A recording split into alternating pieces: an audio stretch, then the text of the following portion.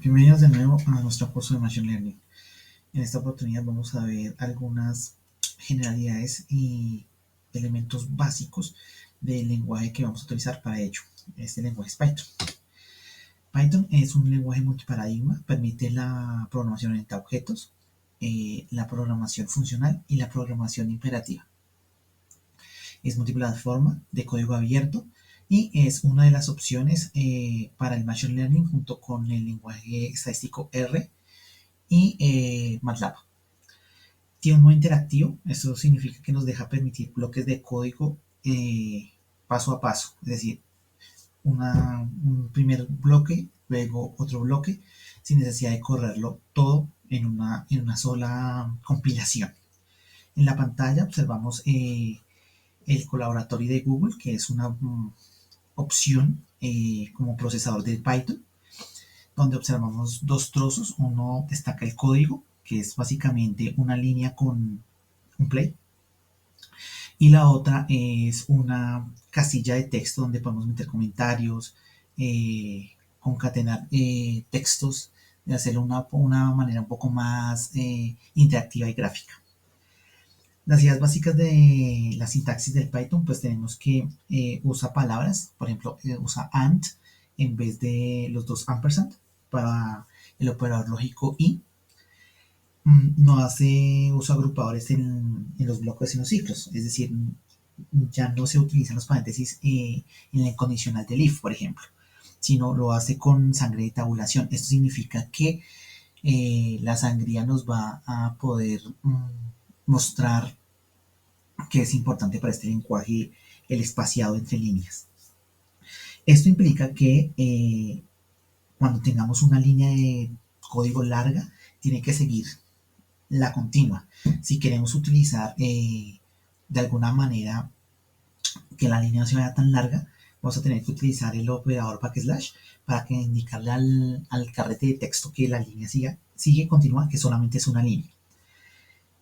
A diferencia de otros lenguajes, no es necesario terminar las oraciones con punto y coma, sino simplemente la última palabra de la sentencia de la línea de código y ya, él termina ahí. Los comentarios se hacen con dos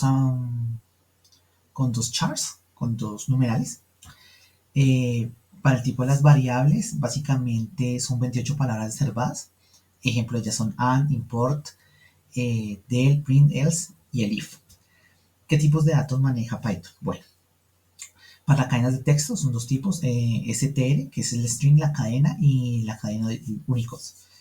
Tenemos el tipo de lista, que son básicamente como un vector de datos fijo o mutable, para eso es un list y es un tuple. Los números enteros, los números decimales, también manejan números complejos de la forma A más BI, los datos booleanos, los tipos de datos de conjunto que nos permiten hacer operaciones como la unión, la intersección y las diferencias. Y el tipo mapping, que es como el diccionario de datos. Los ciclos son el if, el for y el while. Son los tres ciclos que se utilizan en la programación Python.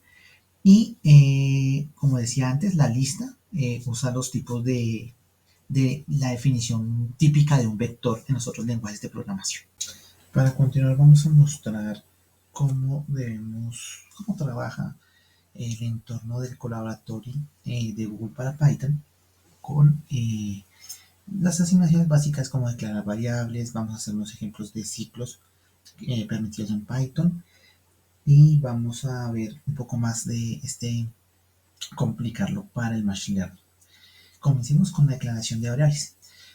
Para ello vamos a dar clic en el botón del código donde se nos desplegará una consola con un botón de play. Lo que les decía del modo interactivo de Python, que me permite ejecutar ciertas sentencias, ciertas instrucciones sin necesidad de compilar toda mi ejecución. Entonces vamos a ir haciéndolo paso a paso. Para la declaración de variables básicamente es lo mismo. Definimos nuestra variable y pasamos su valor. En este caso estamos declarando una variable de tipo numérico y si la queremos ver en pantalla, pues lo hacemos con el método print y pasamos como parámetros el nombre de la variable. Con eso, al darle en el play, nos va a sacar nuestro valor en la variable.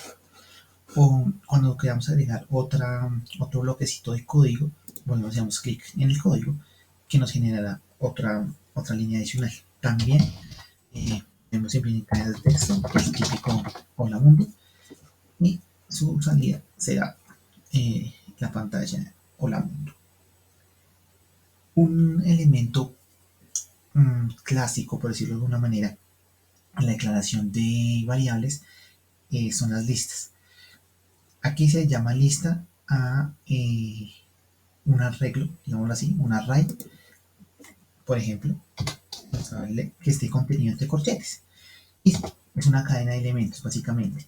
En este caso, tenemos una variable de tipo lista, de nombre A, que es una lista numérica. Y la veremos en pantalla como Python nos la muestra. Tiene que estar entre corchetes cuadrados. Y lo vemos en pantalla, en un 2, 3. Vamos ahora con los ciclos. Cómo trabaja Python con los 3 ciclos que definimos en la parte de las diapositivas, en la parte teórica. El if, el for y el while. Primero vamos a limpiar la pantalla. Para ello damos clic sobre el icono de la caneca de basura en la parte derecha y pues nos queda nuestra pantalla limpia. Volvemos a dar clic en el código. Comenzaremos definiendo una variable, obviamente, booleano para nuestro ejemplo. Hay que tener cuidado con los nombres de las variables, porque Python hace diferenciación entre minúsculas y mayúsculas. Eso significa que, por ejemplo, voy a sacar mi ejemplo de la impresión de mi variable var y el play. Y yo tengo que cambiar este true por esta true con la T minúscula, inmediatamente me está diciendo que hay un error, porque la palabra true con minúscula no es un nombre, o sea, no se ha definido en el programa. Por lo tanto, hay que tener cuidado con la definición de las variables. Entonces, ahora comenzamos con el ciclo if. Comienza con nuestra palabra reservada y vamos a validar que nuestra variable sea verdadera. En este caso, recordemos que Python no tiene la manera de agrupar los ciclos con los paréntesis como estamos acostumbrados, o con los corchetes, paréntesis, corchetes, en algunos de nuestros lenguajes de programación conocidos, sino lo que lo está agrupando con los 2 puntos. En este caso, al encontrar los 2 puntos y el enter, el mismo Python lo que hace es aumentar la sangría y nos está indicando que todas las instrucciones de ahí para abajo hacen parte del ciclo if. En nuestro ejemplo, pues, al hacer la validación voy a imprimir una cadena de texto positiva y en caso contrario, vamos a imprimir una negativa. Ejecutamos y nos imprime este valor. Una palabra reservada de Python para el ciclo if es el if. Esta palabra lo que hace es combinar el si no, el else if, de cuantas veces sea necesario en el ciclo if ingresar. Esta palabra no lo va a permitir. Es una de las cosas que cambian con este ciclo en particular.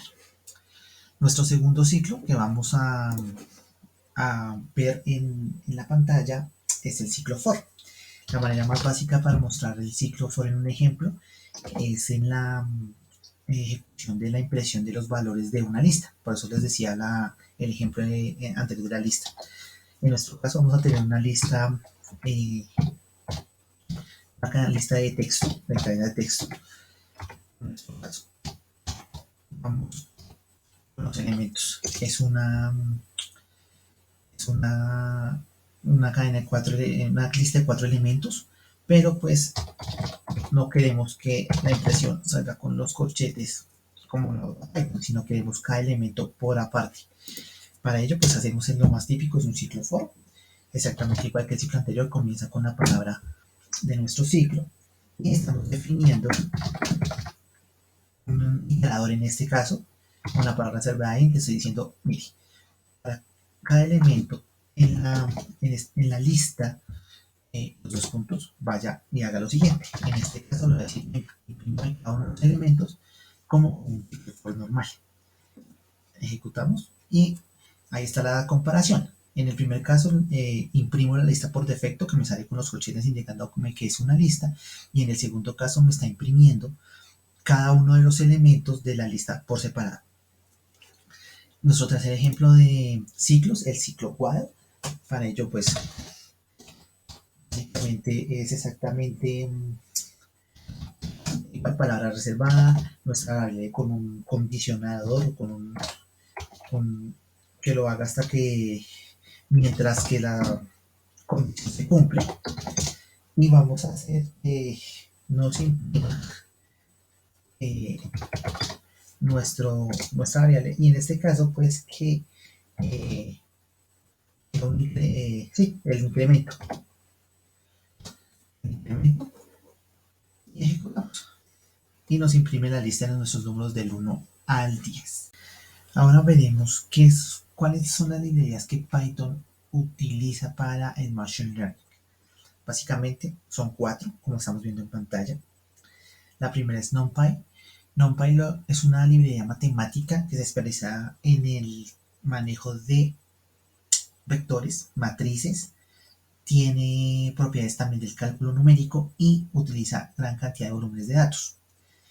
La segunda es Matplotlib, que es una librería encargada de la graficación en 2D de nuestra distribución de datos.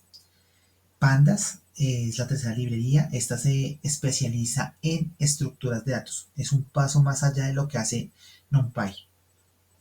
Y la cuarta es Scikit-learn, que es una librería especializada en los algoritmos de clasificación, regresión y agrupación que tiene Python. Como les decía, NumPy básicamente lo que hace es jugar con arreglos. Llámese vectores, matrices o cubos, lo que estamos acostumbrados a manejar. Todas las operaciones de las matrices, la matriz idéntica, matriz llena de ceros, creación de tipos de arreglos de n dimensiones, o sea, más allá de los cubos también se puede seguir con 4 y 5 dimensiones arreglos de este tipo, y todas las operaciones que hay entre ellos. Básicamente veremos a continuación cómo ejecutar nuestros ejemplos de arreglos con la librería NumPy en Python. Bien, para continuar vamos a ver cómo utilizar esta librería NumPy en el entorno de Python. Para ello en la consola lo principal y lo primero que se debe hacer es importar la librería. Para ello utilizamos la palabra reservada import, el nombre de la librería, en este caso NumPy, y el código predictivo de Python nos indica que debemos usar generalmente el nombre np, es el nombre común que se utiliza para designar un objeto de esta tipo de librería con el cual vamos a seguir trabajando.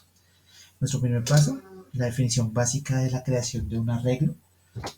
Para ello, digamos el nombre de una variable, en este caso A1, y vamos a definir un arreglo de una dimensión.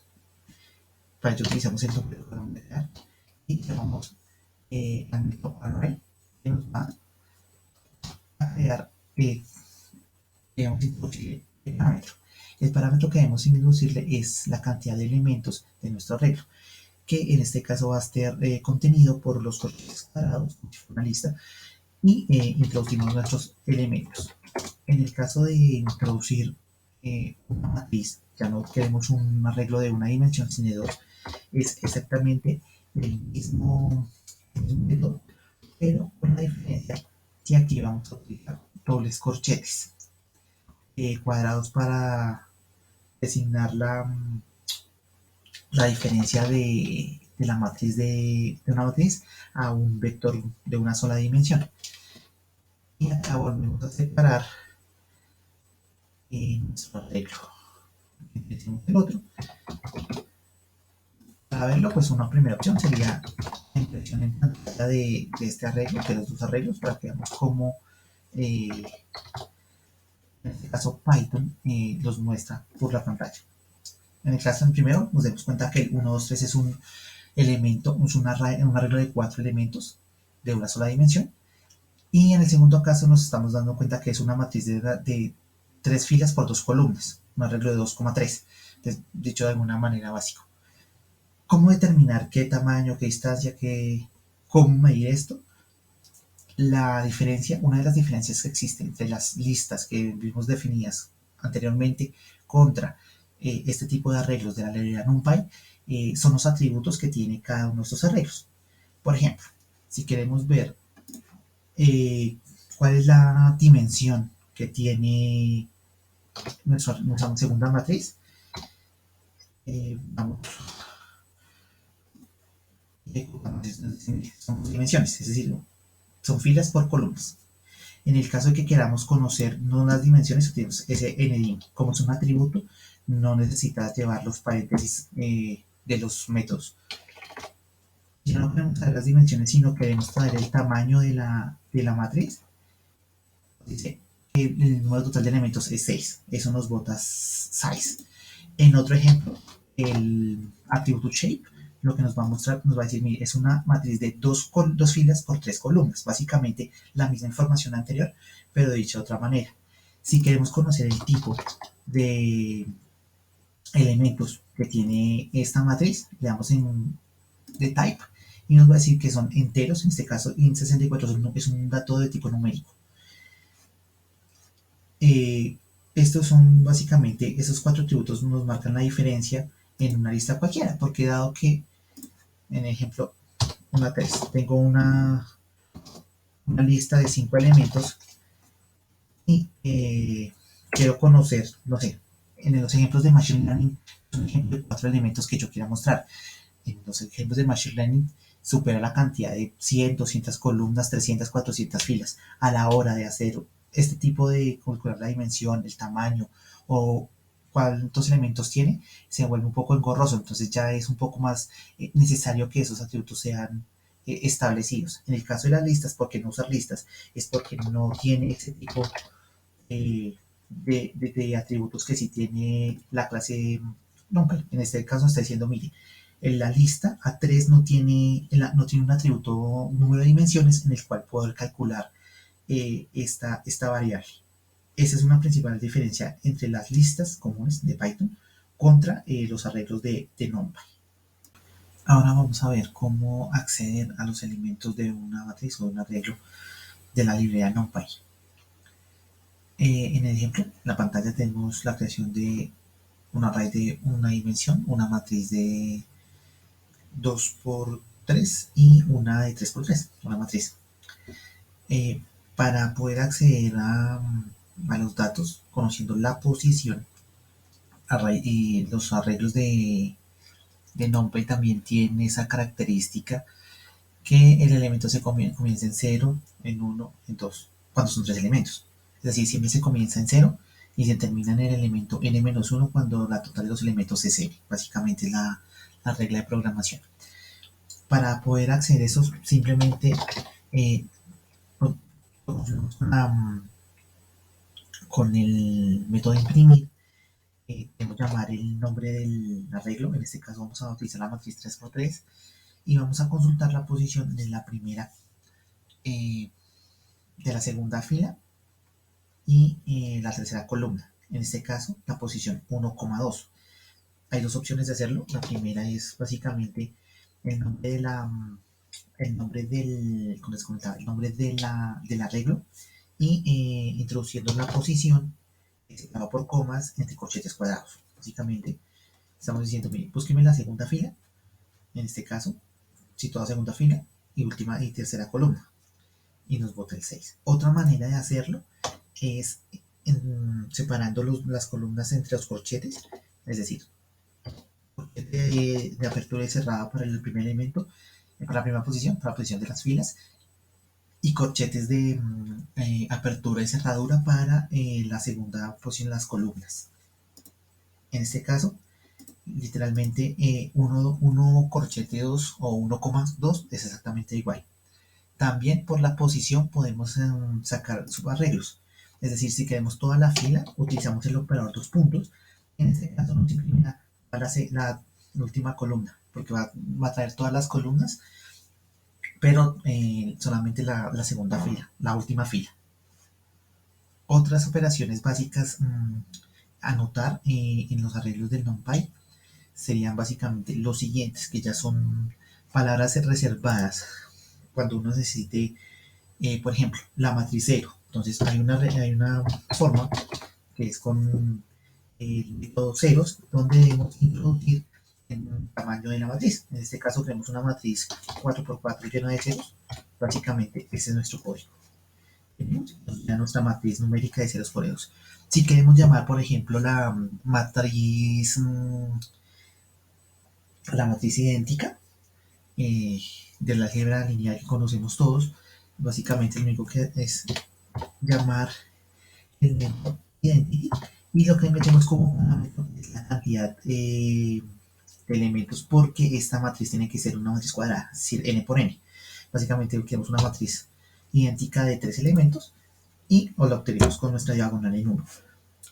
Si queremos también ya en específico otro tipo de arreglos, en este caso ya no es una matriz sino un arreglo como tal que tenga cierta secuencia, podemos utilizar el método arrange, que nos va a pedir 3 argumentos.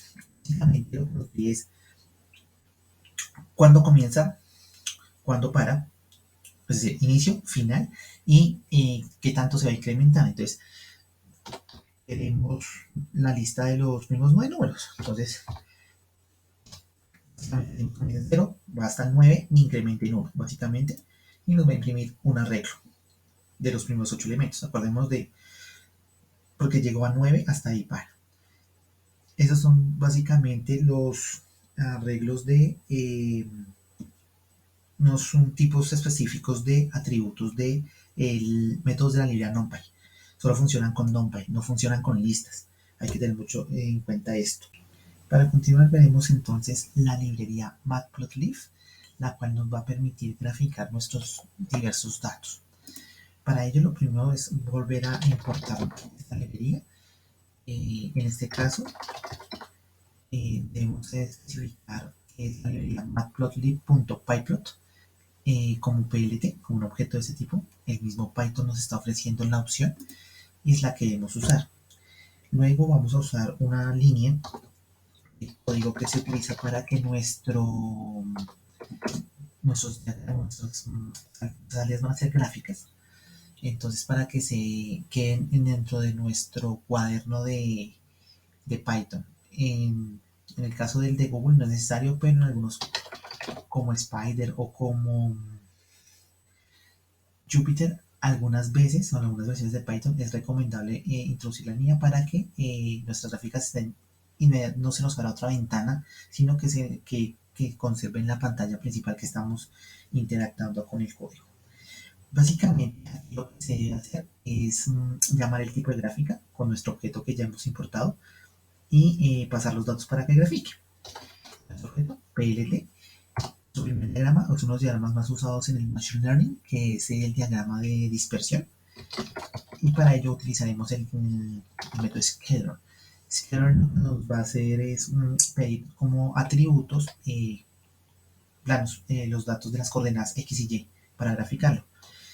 ¿Cómo vamos a introducir estos datos? Entre corchetes cuadrados y separados por coma los dos grupos de los datos. Entonces, en este caso, vamos a hacer una gráfica rápida con los datos aleatorios para que salga en pantalla. Ese es el caso del eje X y en el caso del eje Y vamos a seguir con estos. Seleccionamos que esté bien cerrado y ejecutamos la instrucción.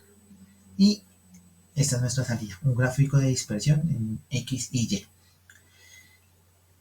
¿Qué otros tipos de gráficos maneja Matplotlib? Pues también diagrama el tipo línea y para eso utilizamos el método plot. Y lo que nos hace es graficar, vamos a hacer con los mismos datos. Nos hace esta gráfica de datos. Si queremos el área bajo la curva, es decir, la misma gráfica de líneas, pero que esté llena con los datos como en un área, utilizamos Fill Between y nos grafica nuestros datos. Si queremos un diagrama de barras, utilizamos el método bar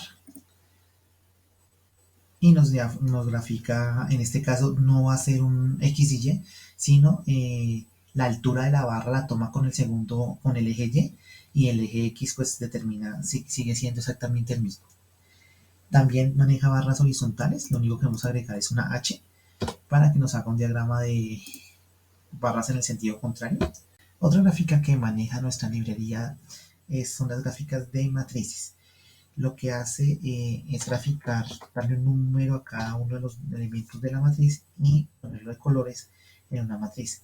Esto se utiliza mucho cuando se van a hacer tipo de ejemplos de correlación de datos y básicamente utiliza este método, el método imshow, y nos pide como parámetro una matriz. En este caso vamos a mostrar una matriz 3 partes para mostrar cómo es este tipo de gráfica.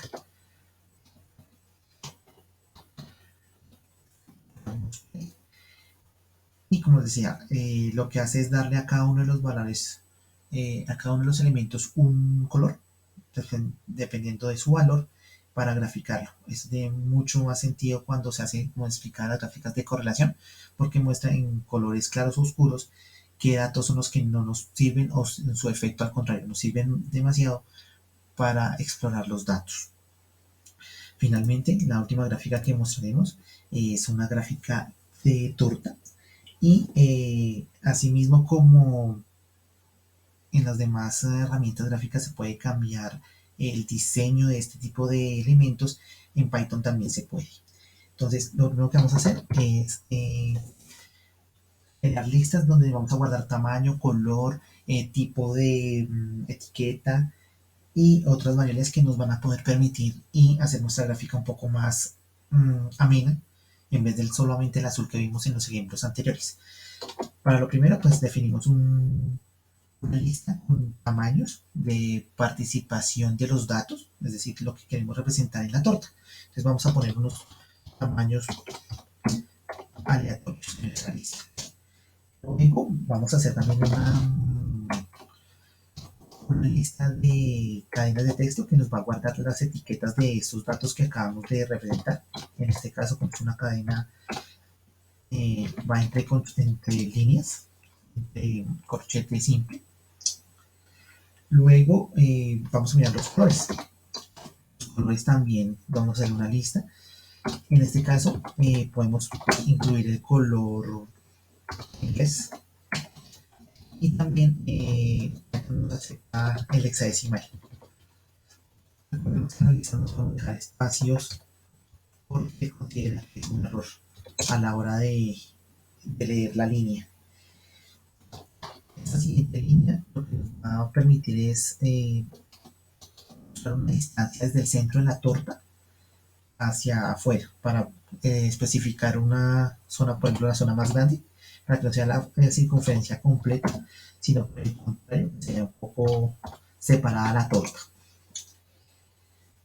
Esta línea de acá ya nos va a poder mostrar con el método py graficar la torta como tal. Entonces debemos ver el tamaño, debemos incluir el nombre de las etiquetas a usar, debemos incluir los colores que vamos a utilizar. En este caso, colores también se llama nuestra lista. Aquí me quedó un espacio, aquí tengo los demás. Vamos a decirle también que la distancia al centro, pues, es la distancia que acabamos de hacer en la lista.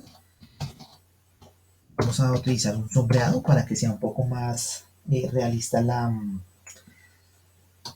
torta como tal.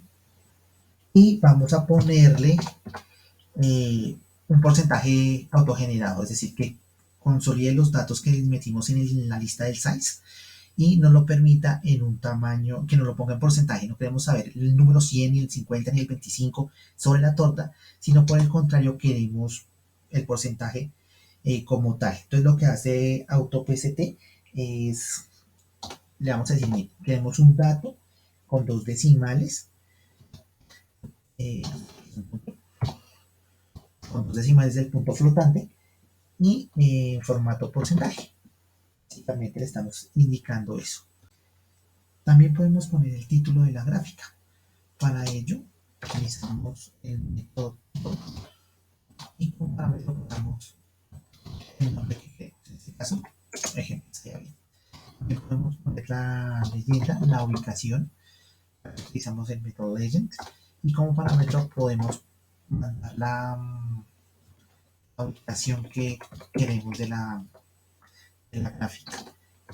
Podemos ver center, right, left, pero en este caso utilizaremos best para que sea la mejor ubicación sobre la leyenda. Finalmente, graficaremos como tal con el método show para que muestre en pantalla lo que estamos haciendo. Y nos muestra esta gráfica. Por ejemplo, el blanco está no se ve muy bien en la gráfica. Lo que les decía del explode, por ejemplo, si aquí le ponemos .25 o .10, lo que haremos inmediatamente por más explode es esta distancia, la distancia que hay del centro separó la parte más grande. Cada pedazo tiene su explode por aparte. Eso es básicamente lo que nos permite Matplotlib. Hay muchas más gráficas, muchas más formas de hacerlo, pero básicamente así es como funciona. Para finalizar, como parte de lo que hace Python en su construcción de un modelo como lenguaje de programación, tiene una fuerte disciplina, digámoslo así, y esta disciplina se puede encontrar mediante este código. Así que espero que lo consulten y le den su propia interpretación.